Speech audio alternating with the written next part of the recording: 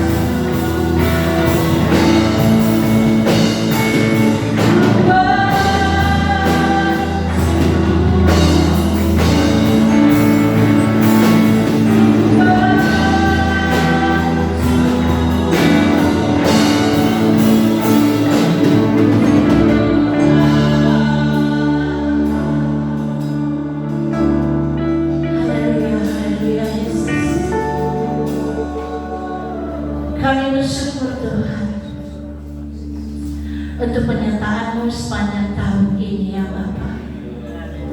Kami bisa melewati tahun ini Tuhan, karena semua adalah anugerah-Mu dalam hidup kami Bapa.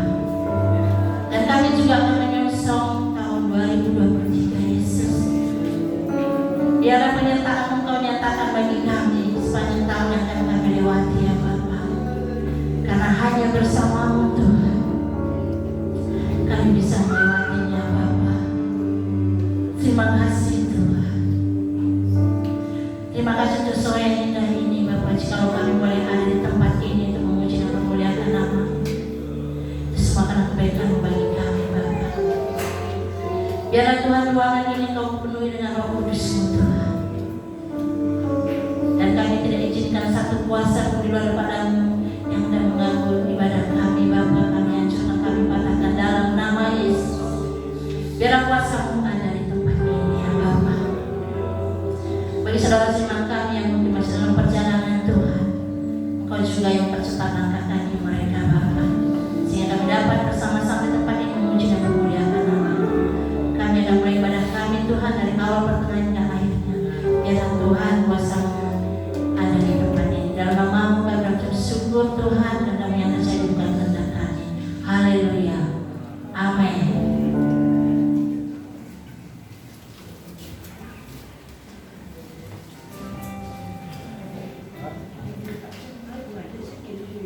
Harapan Tuhan Yesus saja.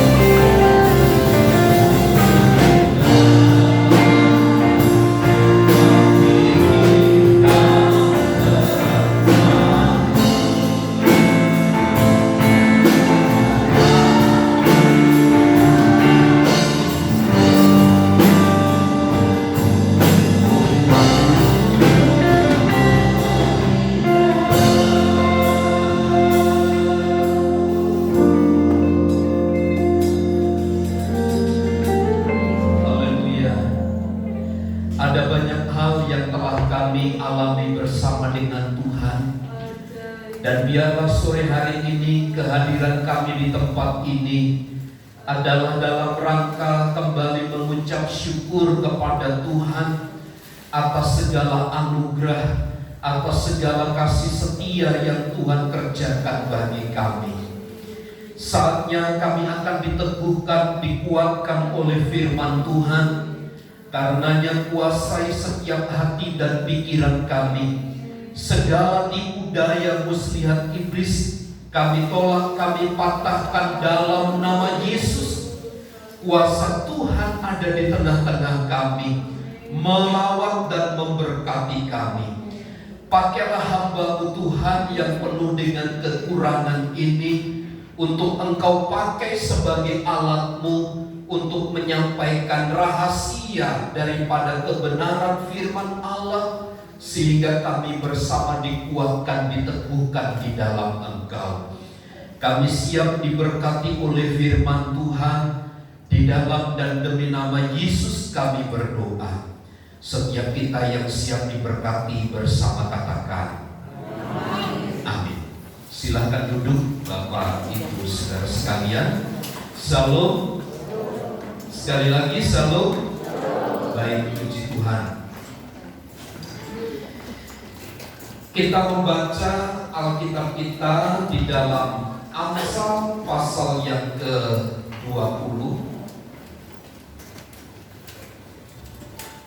Kitab Amsal pasal yang ke-20 ayat yang ke-6. Amsal 20 ayat yang ke-6. Mari kita baca ayat ini bersama-sama dalam hitungan yang ketiga. 2, 3. Banyak orang menyebut diri baik hati, tetapi orang yang setia, siapakah menemukannya? 5 atau 6 jam lagi kita akan masuki tahun yang baru. Kita akan menanggalkan segala sesuatu di belakang kita seperti harapan Paulus, dan kita mengarahkan diri kepada apa yang di depan kita. Tentu Bapak Ibu Saudara, tidak semuanya akan kita tinggalkan. Tidak semua akan kita lupakan. Yang tidak boleh kita lupakan adalah bagaimana komitmen kita, bagaimana cinta kita, bagaimana kasih kita kepada Tuhan. Dan itu harus tetap bertahan, bahkan harus lebih membara di dalam hidup kita ini. Salomo sampaikan begini, banyak orang menyebut diri baik hati, tetapi orang yang setia, siapakah menemukannya? Ada banyak orang berusaha menampilkan jati dirinya agar dipandang sebagai manusia yang baik.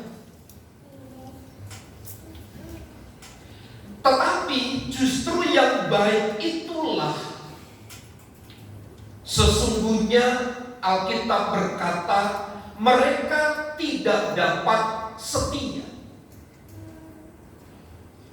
Jadi di dalam hidup ini tidak cukup hanya sekedar baik. Kalau kita menelisik jauh ke dalam dan mencermati di sekitar kita, orang pandai itu banyak. Orang baik dengan maksud-maksud tertentu itu juga banyak. Mencari orang-orang yang pintar pun juga banyak. Mudah kita jumpai. Mencari orang yang memiliki gelar akademik tinggi tidak susah kita temui. Tetapi Alkitab berkata, tetapi mencari orang yang setia dan hidup benar sampai langkah terakhir, itu susah menemukannya. Untuk memulai sesuatu kita mudah. Untuk membangun sebuah bisnis, membangun sebuah usaha, untuk masuk di dalam rumah tangga, itu sesuatu yang mudah. Tetapi yang sulit adalah bertahan. Yang sulit adalah didapati setia di dalam apa yang Tuhan percayakan itu. Apa yang telah dikelola sesungguhnya Tuhan tidak hanya sekedar tertuju matanya kepada permulaan, tetapi juga bagaimana akhir perjalanan hidup seseorang yang telah membangun dirinya di hadapan Tuhan itu. Satu kali bangsa Israel mencari-cari alasan untuk menyalahkan Allah dengan bahasa sindiran. Di dalam kitab Yehezkiel pasal yang ke-18, kitab Yehezkiel pasal yang ke-18,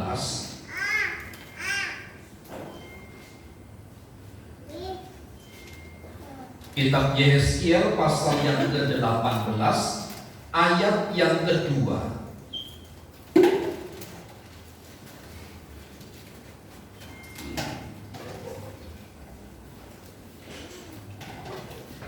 Saya baca demikian ayat yang kedua dari Yehezkiel pasal yang ke-18. Ada apa dengan kamu sehingga kamu mengucapkan kata sindiran ini di tanah Israel? Ayah-ayah makan buah mentah dan gigi anak-anaknya menjadi ngilu. Orang Israel mencari-cari alasan untuk menyalahkan Allah. Maksud mereka adalah untuk mengungkit-ungkit bahwa mereka dibuang di tanah Babel. Itu sesungguhnya kesalahan dari nenek moyang mereka, bukan kesalahan kami. Itu sebabnya kata dalam ayat yang kedua itu, ayah-ayah makan buah mentah dan gigi anak-anaknya menjadi ngilu. Orang tua atau nenek moyang yang melakukan kesalahan, tetapi anak cucu menanggung akibatnya. Seolah-olah begini, mereka menyalahkan Allah bahwa saat mereka ditawan di tanah Babel, itu bukan karena kesalahannya, tetapi oleh karena kesalahan bangsanya. Sebenarnya dia ingin berkata bahwa saya di dalam situasi ini bukan karena saya, bukan karena kesalahan saya, bukan karena saya tidak setia kepada Tuhan, tetapi oleh karena nenek moyang saya yang tidak setia kepada Allah. Karenanya sekarang saya harus dibuang di tanah Babel. Apakah memang kenyataan yang terjadi demikian? Tentu tidak. Merekalah yang melakukan kesalahan karena mereka tidak setia kepada Allah, maka mereka harus menanggung satu akibat. Tidak bisa kesalahan orang lain ditimpakan kepada pihak yang tidak ada sangkut pautnya dengan dirinya. Kesalahan sendiri harus ditanggung sendiri. Tidak bisa Bapak Ibu Saudara kita makan dengan kenyang, tapi tiba-tiba di sebelah kita orang yang tidak makan, mereka menjadi kenyang. Sulit untuk dipahami. Itu sebabnya bangsa Israel mengucapkan kata sindiran kepada ayah-ayah yang makan buah mentah dan gigi anak-anaknya menjadi inu. Masakan kakek nenek moyang saya berbuat salah, berbuat dosa, sekarang anak cucu harus menanggung akibatnya. Padahal kalau kita membaca ayat selanjutnya, bantahan dari Allah kepada mereka, bukan demikian, sesungguhnya kesalahan merekalah sehingga mereka harus dibuang di tanah Babel. Mereka sedang mencari cara bagaimana menyalahkan Allah.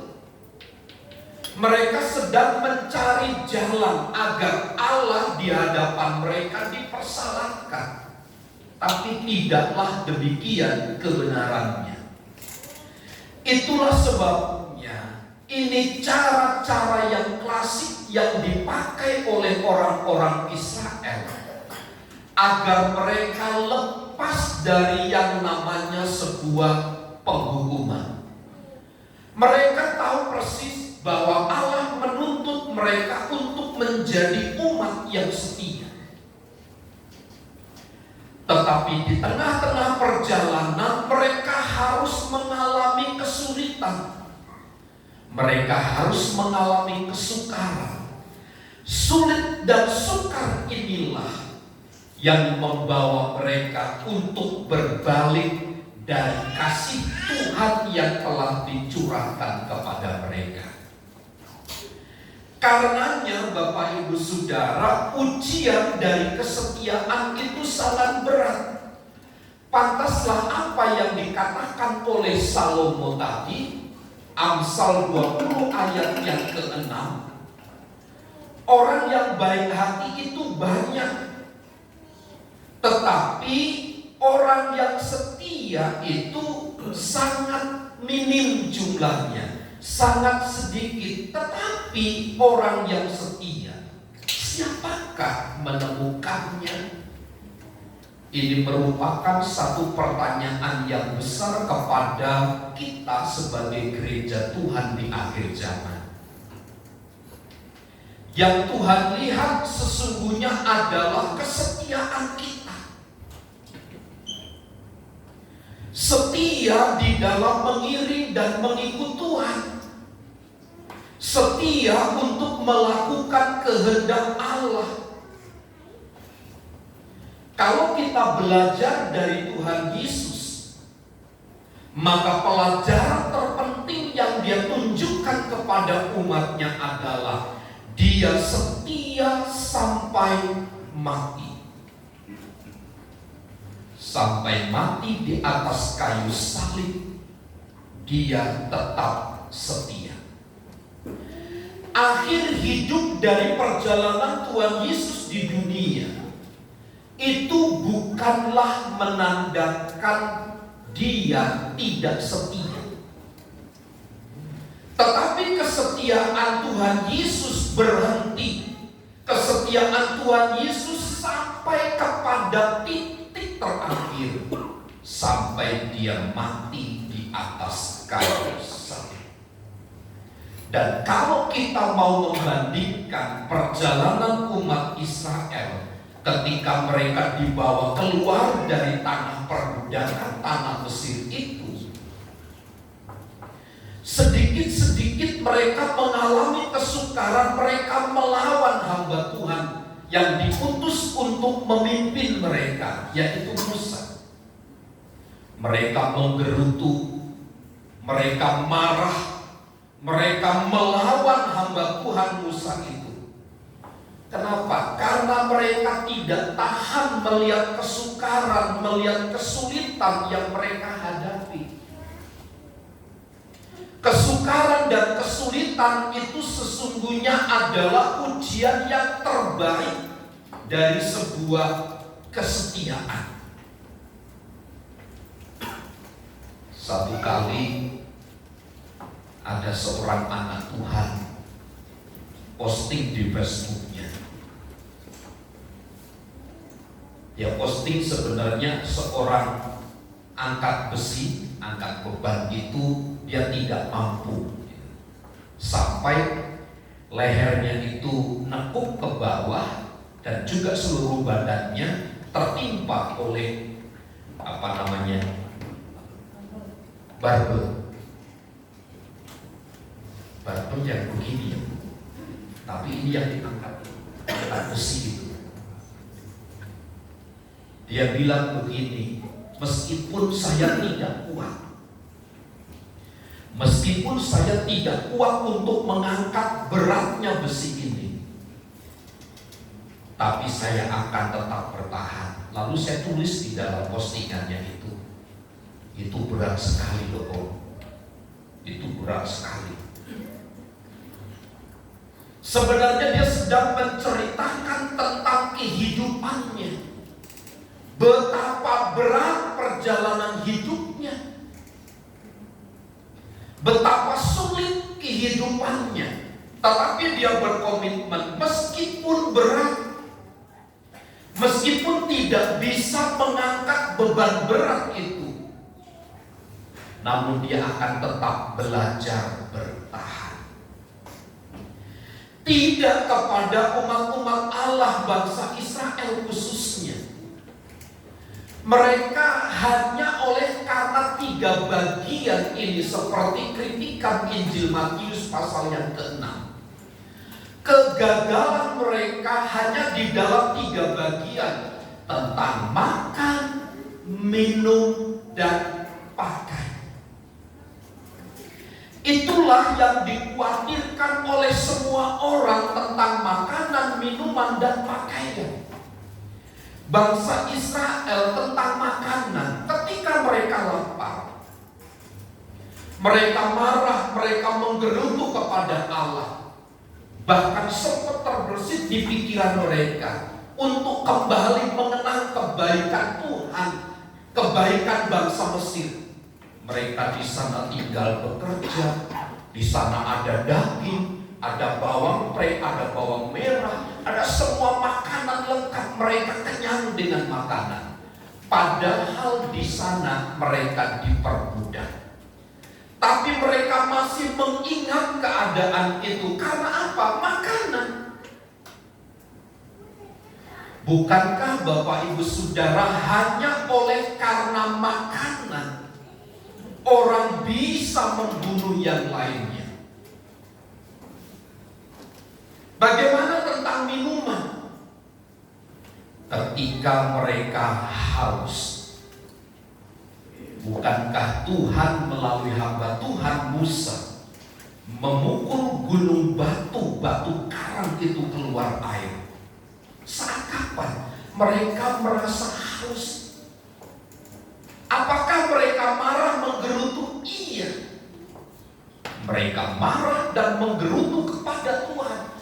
Bagaimana mungkin Tuhan pencipta langit dan bumi yang menyertai mereka di dalam perjalanan itu menghantar mereka kepada rasa haus yang berkelanjutan?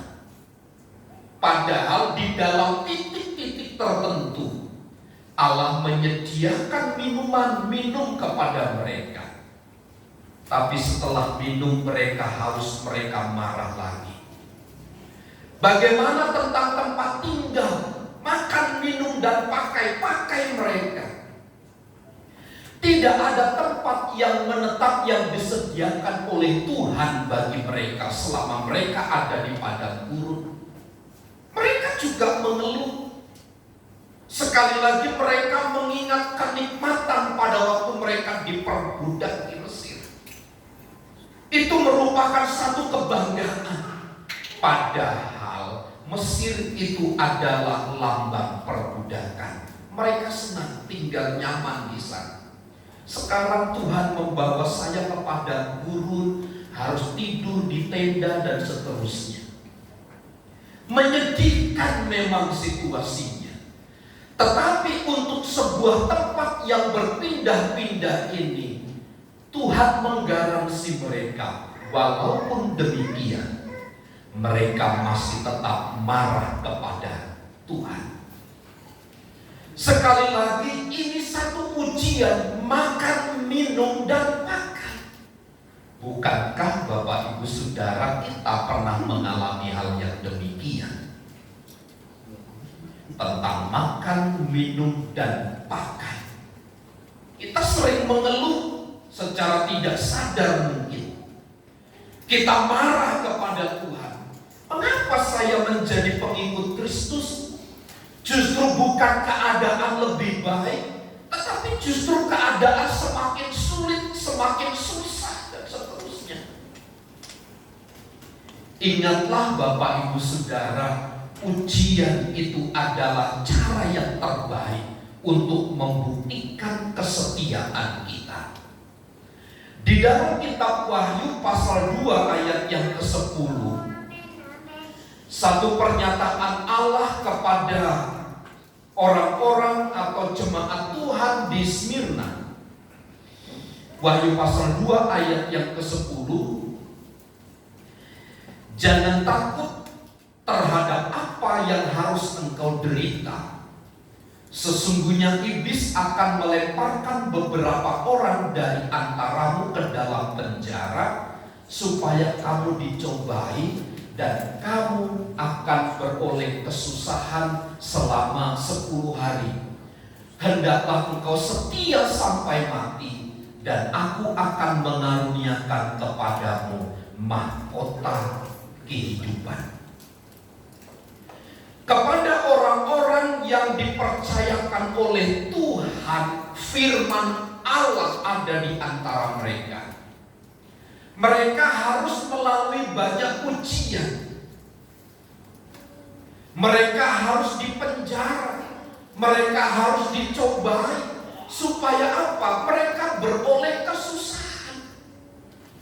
Tapi Alkitab berkata, hendaklah engkau setia sampai mati, dan aku akan mengaruniakan kepadamu mahkota kehidupan. Jadi di akhir zaman ini, sesungguhnya yang dituntut oleh Tuhan atas hidup gerejanya adalah kesetiaan. Kesetiaan untuk tetap di dalam Tuhan, untuk tetap berdiri di dalam firman Allah, dan tidak membiarkan diri ini dikacaukan hanya oleh karena makan, minum, dan pakai, yang seringkali itu juga menjatuhkan anak-anak Tuhan di sekitar kita. Makan, minum, dan pakai itu menjadi satu ujian berat. Namun saya ingin tegaskan begini, bahwa cobaan, kesusahan itu tidak sebanding nilainya ketika Tuhan berkata akan mengaruniakan kepadamu mahkota kehidupan. Tidak ada bandingnya reward dari Allah yang diberikan kepada kita yang setia dibanding oleh kesukaran dan kesusahan yang kita derita, yang kita alami. Karenanya berdasarkan ayat-ayat yang kita baca tadi, saya menyimpulkan dua hal begini. Orang yang setia adalah orang yang bertahan sampai akhir hidupnya. Di dalam ayat 9 di dalam kitab Wahyu pasal yang kedua ini, coba ditunjukkan, aku tahu kesusahanmu dan kemiskinanmu, namun engkau kaya, dan fitnah mereka yang menyebut dirinya orang Yahudi, tetapi sebenarnya tidak demikian. Sebaliknya mereka adalah jemaat-jemaat iblis. Di dalam kitab Wahyu pasal 2 ayat 9, Tuhan tahu kesusahan mereka. Kata kesusahan itu dipakai dalam pengertian kita hari ini disebut sebagai sengsara, yang juga dipakai di dalam kitab Kisah Rasul pasal 14 ayat 22. Kisah Rasul 14 ayat 22. Di tempat itu mereka menguatkan hati murid-murid itu dan menasehati mereka supaya mereka bertekun di dalam iman dan mengatakan bahwa untuk masuk ke dalam kerajaan Allah kita harus mengalami banyak sengsara. Kata kesusahan yang dipakai oleh Paulus kepada jemaat di Kisah Rasul adalah kata sengsara. Tapi juga di dalam kitab Roma pasal 12 ayat 12, kata itu diartikan sebagai kesesakan. Roma 12 ayat yang ke-12, bersukacitalah dalam pengharapan, sabarlah dalam kesesakan, dan bertekunlah dalam doa. Jadi Tuhan tahu kesusahan itu artinya juga bicara tentang kesesakan. Nah, di dalam kesesakan itu Alkitab berkata agar mereka bertekun, agar mereka tetap bersukacita di dalam pengharapan, tetap bersabar di dalam kesesakan itu. Nah, di dalam ayat selanjutnya 2 Tesalonika pasal 1 ayat yang keempat, kata kesusahan itu dipakai dengan istilah penindasan. 2 Tesalonika pasal 1 ayat 4. Sehingga dalam jemaat-jemaat Allah kami sendiri bermegah tentang kamu karena ketabahanmu dan imanmu dalam segala penganiayaan dan penindasan yang kamu derita. Jadi kesusahan ini pengertiannya sama dengan Wahyu pasal 2 ayat 9 tentang Tuhan tahu kesusahanmu. Bahkan di dalam kitab Wahyu tadi disebut tentang kemiskinan, fitnahan, dan seterusnya. Mereka mempertahankan kesetiaan itu sangat sulit. Jemaat di Smyrna, kitab Wahyu pasal 2 itu, mereka mengalami tekanan. Tidak hanya sekedar tekanan sebagai pengikut Kristus dari pihak-pihak yang tidak berkenan kepada mereka, mereka juga harus alami kemiskinan. Bisa saja Bapak Ibu Saudara oleh karena ketidaksukaan, karena tekanan yang mereka alami, karena mereka menjadi pengikut Kristus, mereka tidak diberikan akses untuk berusaha, untuk bekerja. Maka mereka menjadi jemaat-jemaat yang miskin. Belum lagi di ayat 9 itu mereka harus menghadapi fitnah. Mereka harus difitnah sedemikian rupa, sehingga inilah yang disebut sebagai kesusahan mereka. Namun di dalam kesusahan itu mereka harus bertahan. Kesusahan tidak boleh mengubahkan hidup kita. Kesusahan tidak boleh membelokkan keyakinan kita kepada Tuhan.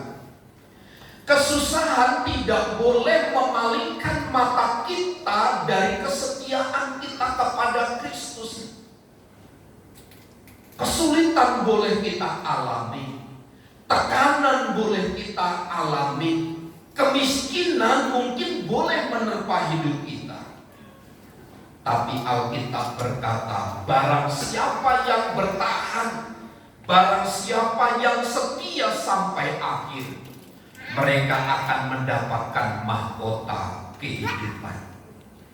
Karena apa jemaat-jemaat Smyrna begitu kuat? Karena pemimpin mereka bernama Polikarpus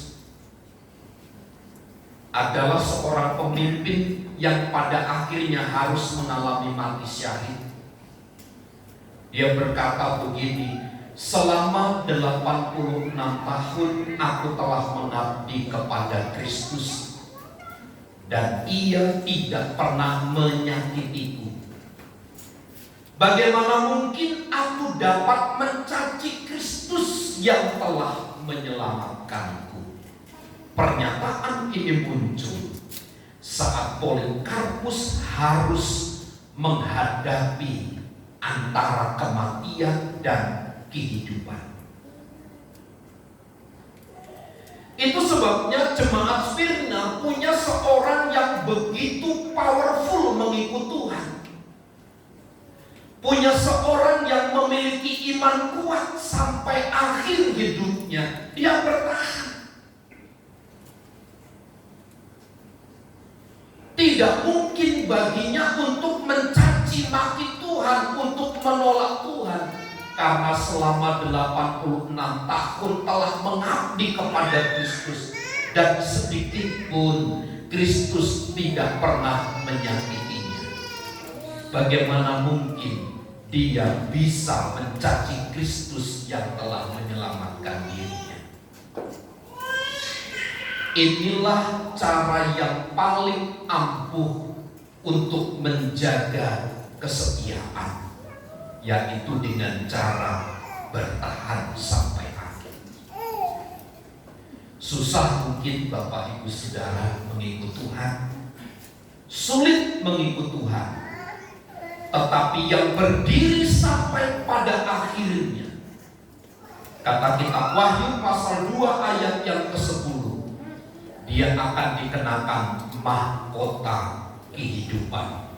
Dan tentu nilainya lebih dari hanya sekedar kesusahan di dunia yang diakibatkan oleh makan, minum, dan pakai. Nilainya lebih tinggi daripada kesulitan dan kesusahan yang dialami. Kuncinya orang yang setia itu adalah bertahan. Tuhan Yesus pernah memberikan satu perumpamaan tentang dua macam dasar. Orang yang mendirikan rumah di atas batu dan orang yang mendirikan rumah di atas pasir, kesulitannya sama. Mereka harus mengalami angin, mereka harus mengalami banjir, harus mengalami badai yang sama. Tapi yang membedakan apa? Dasar yang mereka bangun. Meskipun terpaan begitu kuat, meskipun godaan begitu gencar, bertubi-tubi, tapi dia akan tetap bertahan.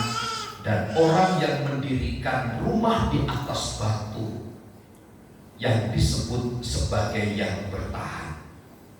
Layaklah orang-orang yang demikian, seperti Tuhan Yesus katakan, hai hambaku yang baik dan setia, sabarlah, masuklah ke dalam kebahagiaan Tuhan. Nikmati kehidupan yang sejahtera di dalam keselamatan yang kekal di dalam Yesus Kristus. Orang yang setia kuncinya adalah bertahan. Bertahan sampai selesai. Meskipun di doa malam kami hari Kamis kadang-kadang ada ngantuk-ngantuknya karena lelah. Kami kalau doa pagi jam 5 itu kadang Yosi ngantuk-ngantuk. Si goreng. Meskipun begitu, sudah disikut gitu, haleluya, tidur lagi, orok lagi. Tapi mereka tidak bergeming sedikit pun meninggalkan tempat itu. Dia bangun kembali berdoa. Kuncinya adalah bertahan. Orang yang setia itu orang yang bertahan. Lihat Bapak Ibu samping kanan kirinya. Saya berharap 31 Desember 2023 Anda tetap ada di situ. Ya. Ingat Bapak Ibu, di mana ya temanku dulu yang duduk di sebelahku ya? Ingat, karena Tuhan tidak minta apa-apa dari hidup kita, hanya setia saja. Dia hanya minta tanggung jawab kesetiaan kita terhadap apa yang Dia percayakan. Kuncinya adalah bertahan. Meskipun susah. Ini kan kehidupan ekonomi lagi goncang. Kurang ajar tidak, gereja punya program mau membeli rumah sebelah gereja. Harganya 450 juta. Ada di antara Bapak Ibu yang 500.000, 300.000, ada yang 100.000, ada yang 50.000. Selama 60 kali saya berdoa, Tuhan minta belas kasihan-Mu. Setiap pagi saya berdoa, Tuhan mampukan jemaat-jemaat-Mu untuk bekerja dengan baik. Jangan sampai mereka gagal. Kalau gagal bukan hanya saya yang malu, Bapak Ibu. Orang akan berkata, di mana Yesusmu yang engkau sembah? Di tengah-tengah kesulitan kita harus mengeluarkan sebagian dari apa yang kita kerjakan.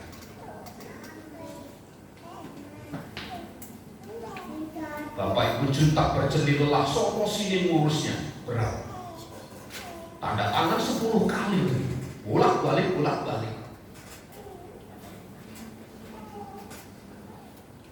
Sudah keadaan sulit, keadaan susah, masih lagi gereja perlu mengeluarkan uang. Sekali lagi saya katakan begini, bertahan kunci kesetiaan kita. Kalau Anda tidak bisa bertahan, maka kita mudah saja oleng. Kita mudah saja lepas dari jalur Tuhan. Yang kedua, orang yang setia itu adalah orang yang teguh memegang janji. Dalam kitab Filipi pasal yang kedua, ayat 5 sampai ayat yang ke-8, kita belajar dari Tuhan Yesus. Filipi 2 ayat 5 sampai ayat 8. Hendaklah kamu dalam hidupmu bersama menaruh pikiran dan perasaan yang terdapat juga dalam Kristus Yesus, yang walaupun dalam rupa Allah tidak menganggap kesetaraan dengan Allah itu sebagai milik yang harus dipertahankan, melainkan telah mengosongkan dirinya sendiri dan mengambil rupa seorang hamba dan menjadi sama dengan manusia. Dan dalam keadaan sebagai manusia, Ia telah merendahkan dirinya dan taat sampai mati, bahkan sampai mati di kayu salib. Inilah yang disebut kesetiaan, memegang teguh janji. Kita pernah belajar kehadiran Yesus di dunia itu adalah bukan dalam rangka mengeluarkan kehendak pribadinya sebagai manusia, tetapi sesungguhnya kedatangannya di dunia itu adalah dalam rangka melaksanakan kehendak Bapaknya. Tidak ada sesuatu yang keluar dari dalam dirinya sendiri tanpa ada campur tangan dan kehendak Allah yang dimeteraikan di dalam sikap hidupnya. Tidak ada sesuatu sebagai Tuhan yang berasal dari sorga dipertahankan sedemikian rupa, melainkan Dia harus mengosongkan dirinya, mengambil rupa seorang hamba. Dan Alkitab berkata ayat 8, bahkan sampai mati di kayu salib. Kedatangannya ke dunia adalah dalam rangka mengikuti kehendak Bapa, tidak ada yang lain. Tidak ada tujuan yang lain di dalam hidupnya selain mengikuti kehendak Bapa. Dari mana kita bisa mengerti pernyataan ini? Selain dari ayat ini, kalau Tuhan Yesus tidak mengikuti kehendak Bapaknya, tidak mungkin dia sampai mati di atas kayu salib. Kematiannya di atas kayu salib adalah menjadi bukti, memberikan bukti kepada kita bahwa dia setia dan memegang teguh janji dirinya bahwa kehendak Bapalah yang terutama. Bagaimana kita mengaplikasikan nilai ini di dalam hidup kita? Hendaklah kehendak Tuhan itu menjadi yang terutama di atas kehendak kita pribadi. Seperti Yesus berkata, seperti Paulus pernah berdoa 3 kali, Tuhan, lakukanlah duri ini dari dalam tubuhku. Tapi Tuhan hanya berkata, cukuplah kasih karuniaku bagimu. Saat Tuhan Yesus di Taman Getsemani, dia juga menyatakan hal yang sama. Dia katakan, jika mungkin biarlah cawan ini berlalu, tetapi bukan kehendakku, tetapi kehendakmu lah yang terjadi. Sekali lagi, memegang teguh janji adalah ciri dari orang yang setia. Kesetiaan kita akan diuji oleh waktu memang, tetapi seberapa kita dapat memegang janji, seberapa besar komitmen kita kepada Allah untuk hidup seturut dengan kehendak Bapa, itu juga yang akan menjadi pembukti bahwa kita adalah orang-orang yang setia sampai kepada akhir hidup. Anak-anak muda, tetaplah setia. Jangan oleh karena di luar ada yang cantik, di luar ada yang lebih ganteng, turun naik mobil, bukan turun naik angkot maksud saya, turun naik mobil, lalu kita langsung kesengsem begitu. Ingat, nilai daripada kesetiaan itu jangan pernah tergoda. Walau kadang-kadang miris mendengar, hanya oleh sebungkus Indomie orang bisa berubah kesetiaannya kepada yang lain. Di Papua, saudara-saudara kita miris melihat situasi itu. Tapi kita bisa berbuat apa? Karena itu memang adalah pilihan. Hidup adalah pilihan. Kita tidak bisa mengekang kehendak seseorang. Sekali lagi, ujianlah yang pada akhirnya akan menentukan kesetiaan seseorang. Nah, di akhir tahun ini, beberapa jam kita akan lalui tahun 2022 ini. Mari kita mengingat kesetiaan Tuhan, dan kesetiaan Tuhan itu termeterai di dalam hidup kita, pun untuk menjadikan kita umat yang setia. Tuhan Yesus memberkati. Saya mengundang tim musik untuk maju ke depan.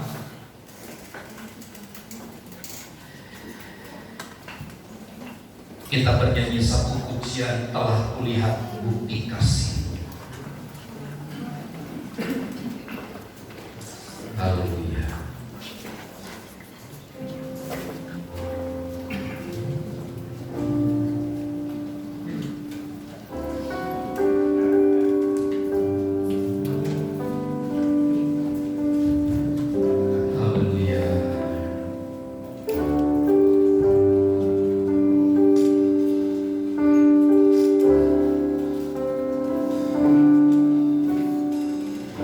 Telah kulihat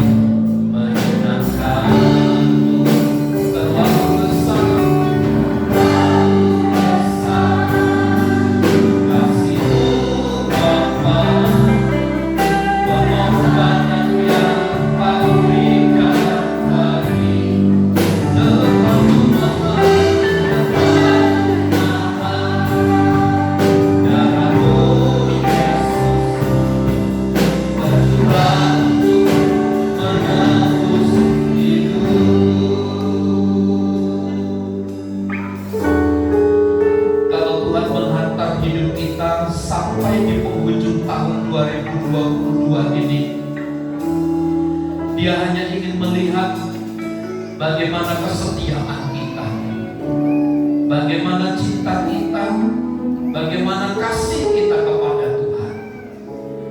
Biarlah hari ini kita dapat merefleksikan diri kita. Apakah kita tetap setia kepada Tuhan? Mungkin meskipun kesukaran, kesulitan harus kita alami, tetapi biarlah kiranya Tuhan memberikan kekuatan dan kemampuan kita untuk bertahan sampai kepada akhirnya, sehingga kita didapati menjadi umat-umat, menjadi anak-anak Tuhan, menjadi segereja Tuhan yang setia. Saya mengundang pelayan perjamuan untuk maju ke depan, dan mari kita menyanyikan pujian ini dengan penuh permohonan kepada Allah.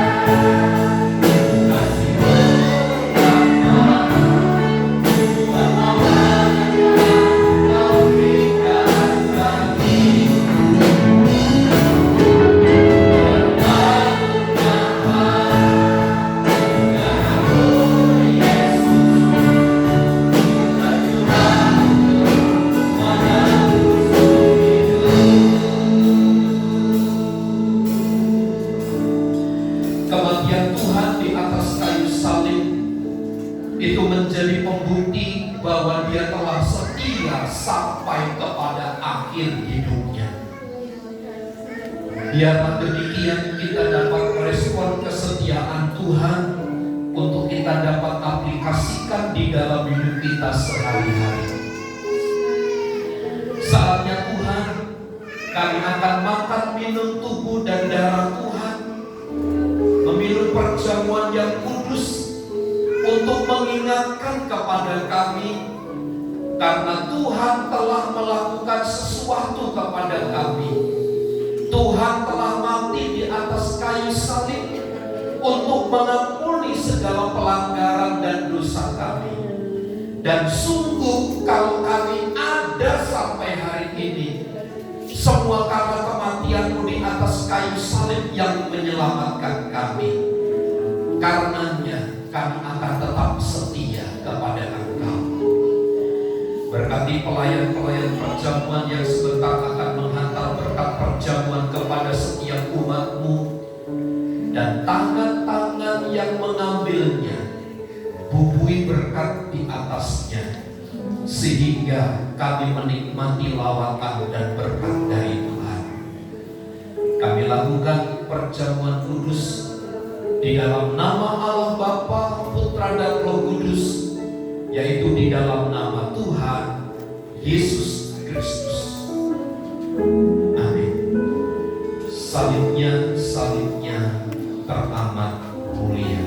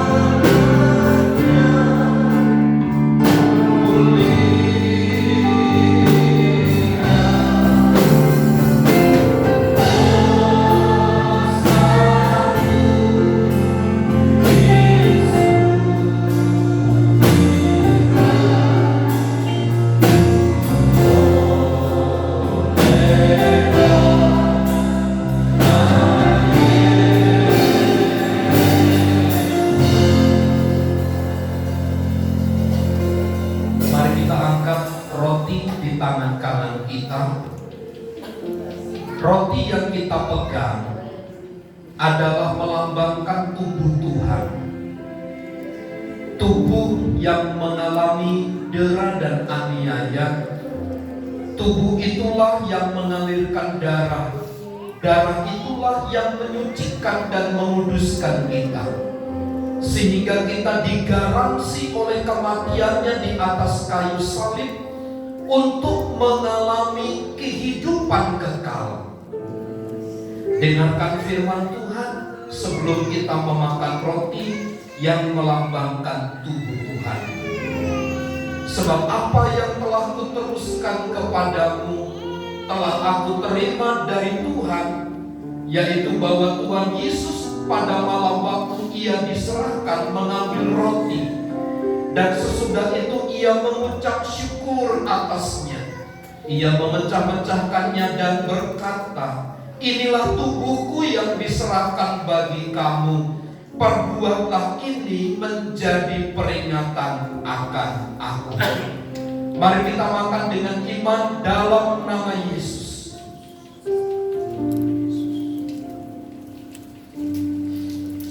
Haleluya, haleluya, haleluya, haleluya, haleluya. Angkat cawan di tangan kananmu, cawan yang berisi air anggur melambangkan darah Tuhan. Darah itulah yang menyucikan dan menguduskan kita. Darah itulah yang membebaskan kita dari segala ikatan dosa. Darah itulah yang kembali melayakkan kita untuk menjadi umat-umatnya. Demikian juga ia mengambil cawan sesudah makan, lalu berkata, "Cawan ini adalah perjanjian baru yang dimeteraikan oleh darahku. Perbuatlah ini setiap kali kamu meminumnya menjadi peringatan akan aku. Sebab setiap kali kamu makan roti ini dan minum cawan ini, kamu memberitakan kematian Tuhan sampai ia datang." Mari kita minum dengan iman dalam nama Yesus. Haleluya, haleluya. Terima kasih Tuhan.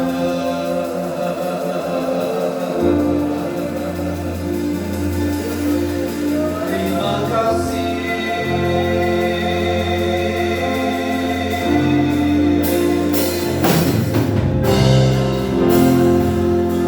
Oh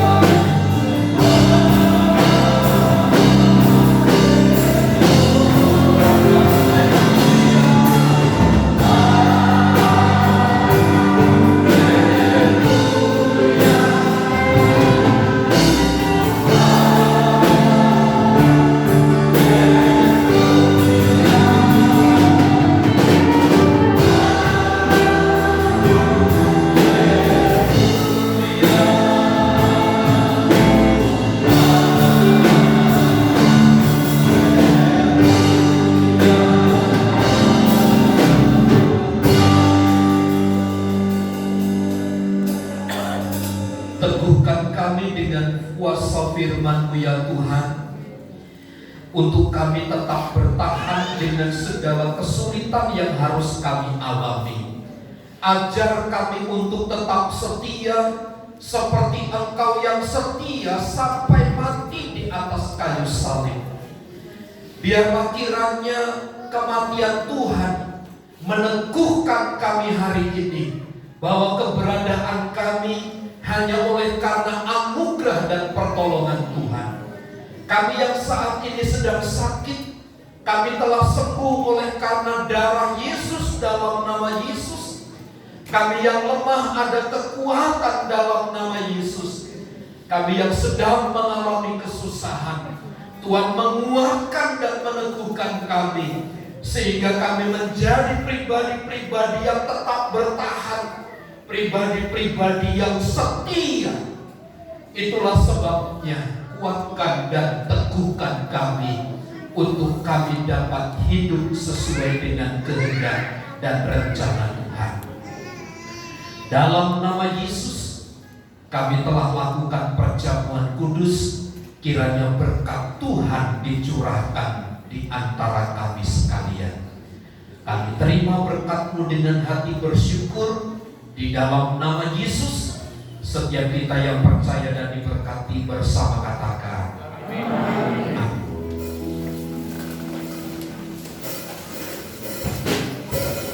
Terima kasih Tuhan.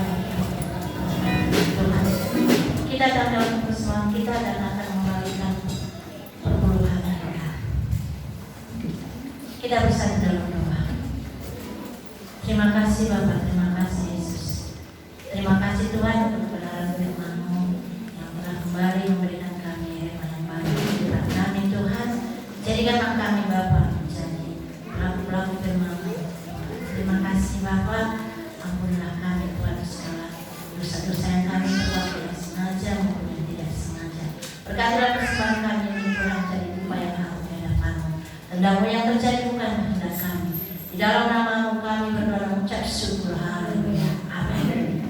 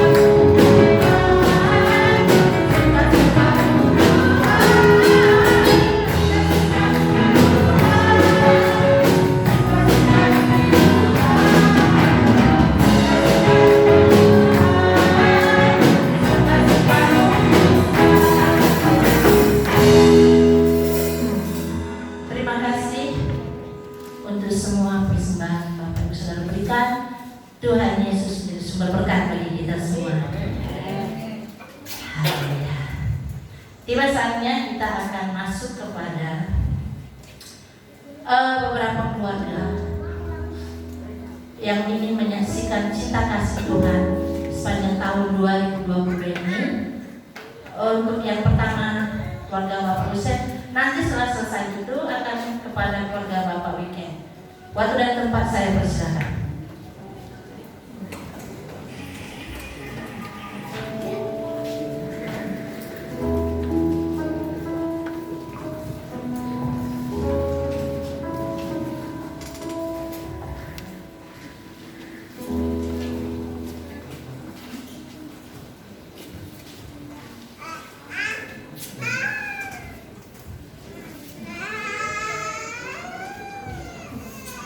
Shalom, Bapak dan Ibu dan Saudara semua. Nah ya, kalau pada tahun ini kembali kita boleh menyaksikan cinta kasih Tuhan ya di akhir tahun. Kalau beberapa tahun yang lalu, flashback kalau kita boleh ingat sejak 2019 terakhir kita ibadah untuk memberikan kesaksiannya. Tahun 2000 sampai 2021 itu kita tidak diperbolehkan untuk berlama-lama ibadah. Bersyukur kalau pada malam hari ini kembali kita boleh menyaksikan cinta kasih Tuhan. Sebelumnya saya mengucapkan atas nama keluarga Bapak Hussein, mengucapkan selamat Natal dan menjelang tahun baru besok ya. Kita masih ada sebagaimana kita ada pada saat malam hari ini, bukan karena kekuatan dan kegagahan kita. Ya, kalau pada tahun 2020 itu tahun 2021 kalau nggak salah ya, dimana kita boleh tahu kalau pandemi itu sedang serem-seremnya ya, dan Tuhan izinkan saya sekeluarga, saya suami saya dan anak saya kecil itu, Tuhan izinkan kita juga kena ya. Pada saat itu adalah kita tahu COVID yang Delta itu luar biasa ya, mematikan, dan bukan karena kekuatan kami ya, kita juga melihat banyak saudara-saudara kita, kerabat kita ya, teman-teman kita yang sudah dipanggil Tuhan karena kena COVID ini ya. Tapi kami boleh bersyukur bukan karena kegagalan kami, ini semua karena kemurahan Tuhan. Kami semuanya masih boleh ada sebagaimana kami ada ya, juga kemurahan Tuhan. Kalau tadi Bapak Gembala bilang kita bertahan itu ya bukan karena kekuatan kita, tapi Tuhan yang menyertai kita semua ya. Kita juga bersyukur kalau awal tahun ini, tahun 2023 ya, kalau orang dunia bilang akan ada masa sulit, tapi kita sebagai anak Tuhan, kita percaya bila kita di dalam Tuhan tidak ada yang sulit ya. Terbukti dengan Tuhan memberikan jalan untuk kita boleh beli rumah sebelah untuk perluasan tempat ibadah. Jadi kita boleh bersama-sama ya, kita boleh bersatu hati karena kita adalah bersaudara di dalam Tuhan, kita adalah keluarga di dalam Tuhan ya. Kita boleh sehati sepikir setujuan untuk kita mempermuliakan nama Tuhan. Apa yang bisa kita lakukan untuk kita membantu di dalam pekerjaan pelayanan Tuhan, jangan kita tahan, kita percaya ya. Kalau kita mikir selama 5 tahun 60 bulan itu ya, secara manusia mungkin kita berpikir oh nanti ke depannya kita nggak tahu ada di mana ya, tapi kita percaya Tuhan yang sudah mengawali, Tuhan yang akan mengakhiri dengan baik ya. Terima kasih sekali lagi dari keluarga Bapak Hussein mengucapkan selamat Natal dan tahun baru. Tuhan memberkati kita semua. Tuhan, selanjutnya keluarga Bapak Weekend, nanti siap-siap keluarga Bapak Marti.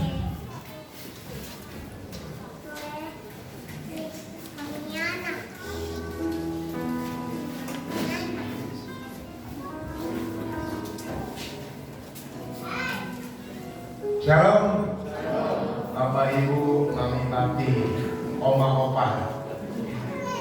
Ini mungkin saya juga seperti biasa, mungkin kurang pandai bicara atau ngomong. Kali ini kami sebagai Bapak Ibu terima kasih.